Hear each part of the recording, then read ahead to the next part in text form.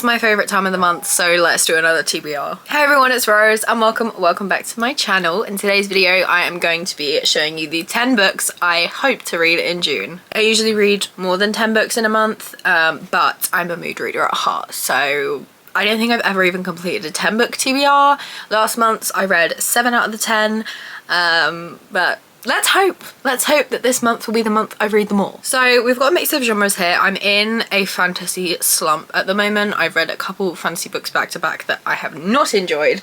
So I don't think we have any fantasy on this list because I didn't want to set myself up for failure. But we have thrillers, we have horror, we have romance, we have young adult, we have a mafia romance. So let's just get into them. As always, when I make this type of video, they're always shorter because I can't really tell you about anything about books that I haven't even read myself, especially because I like going into books blind. So bear with me as I try and give you some information on these books. So first of all, I want to continue a few series I'm in the middle of. I'm really making that one of my goals this year. And I have a book in the Sinners Anonymous series on this TBR. It is book 2 and it's called Sinners Condemned. I think books 2 and 3 are about the same couple, so who knows, I might end up reading book 3 as well, but book 2 is the only one on my TBR for now. This is by Som Sketcher. I rated the first one 3.5 I think. They're fun, quick reads, they're nothing amazing, but maybe this one will be, who knows. It's on Kindle Unlimited. I might listen to the audiobook. That's all I have to say on that one. Then we have Kiss Cut by Karen Slaughter. Now this is the second book in her Grant County series. Karen Slaughter, I read Pretty Girls a few months ago. It changed my perspective on the thriller genre. It was mind-altering, oh my goodness. So of course I bought most of her backlist. I think this is the second book she ever published. I read the first one this month and ended up rating it 2 stars because I didn't like it, but I am going to be continuing with the series because I hope that we do something different with this one. So this series is like, it's a thriller series.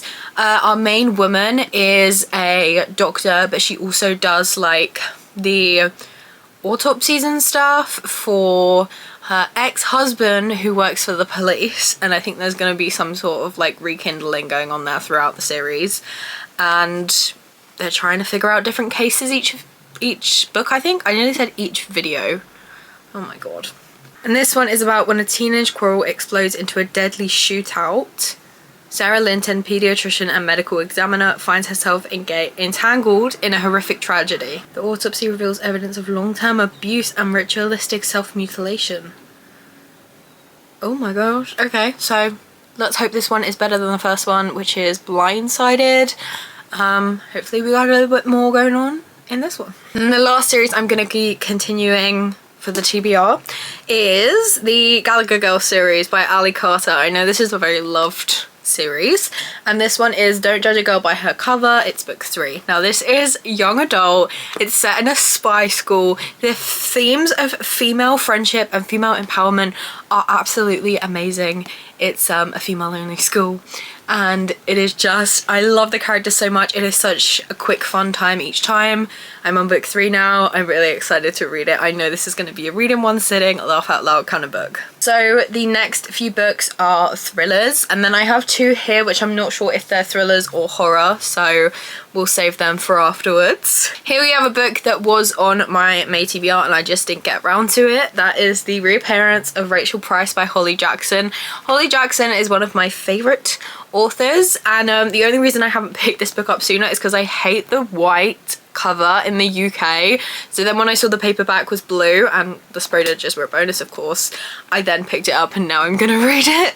So this is about a girl whose mum disappeared, and then they're about to do like a Netflix documentary and her mum comes back but she's different, whatever that means.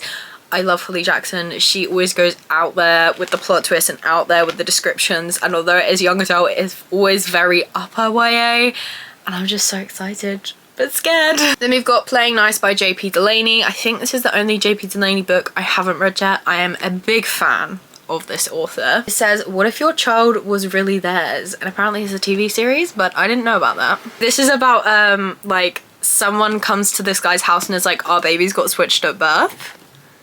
What the hell? they'll find a way to share the boys. How much can they trust the real parents of their child or even each other? If I know anything about JP Delaney, this will be insane. There'll be short chapters, it'll be fast paced, and I'm never going to be able to guess the outcome. Then we've got a very big one over on BookTok and BookTube as well.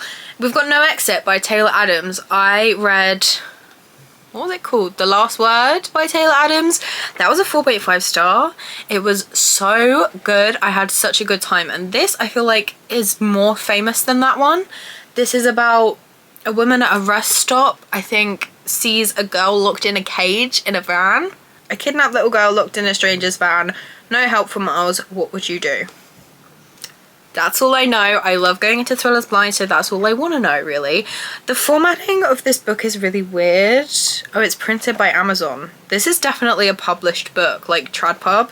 So I don't know why I've got, like, I don't know. I just don't like the format, and the size is really throwing me off, but oh well, as long as the story's good, that's all that really matters. And then the last thriller on this list, we have Famous Last Words by Gillian McAllister. I think this is this her most recent release? Or I might be lying and it's just a random release from her. Oh no, 2025. Okay, it's her most recent release. I read one other book from her that I'm blanking on the name right now, but I really liked it, and I saw a load of people talking about this book, so I want to see what it's about for myself. It's Camilla's first day back at work, her daughter's first day at nursery, but husband Luke is nowhere to be seen. The only trace of him is an unfinished note. Camilla tries to pull it out of her mind. There must be a rational explanation for his disappearance. Then it starts. Breaking news, there's a hostage situation developing in London. The police arrive. Luke is caught up in it. But he isn't a hostage. Luke, doting father, successful writer, enthusiastic runner, and eternal optimist, is the gunman. What the hell? Okay, right. This is priority for the month. I will be starting this soon. I didn't know what the plot was at all when I bought this book, and I'm so glad I bought it because that sounds insane. Now, the next one, I think this is like satirical horror because I feel like that's what Rachel Harrison writes. It's one on her backlist. This is The Return. She's one of my favorite authors. All her books have been like 4 stars or above, I'm pretty sure. This one is similar to the reappearance of Rachel Price in its blurb. Julie's missing and the missing don't often return, but 2 years to the day that Julie vanished, she reappears with no memory of what happened to her. And her friends seem to think in some ways she's the friend they all loved and lost, but in others she seems to be a stranger.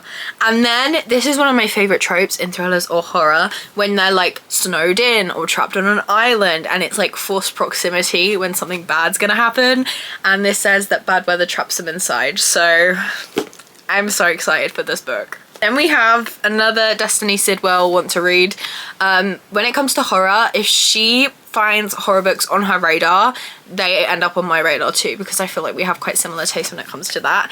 And this is The Staircase in the Woods by Chuck Wendig. And the first time I heard about this phenomenon, I think, was on Destiny and Sarah's podcast, Bookmarked. Shameless plug, but I'm sure if you're watching this you already know them. They're huge on here. But anyway, this is a book based on the phenomenon of the staircase in the woods, where like you'll find a random set of stairs in the woods, and if you climb up it you don't come back down. So this one is about 5 friends.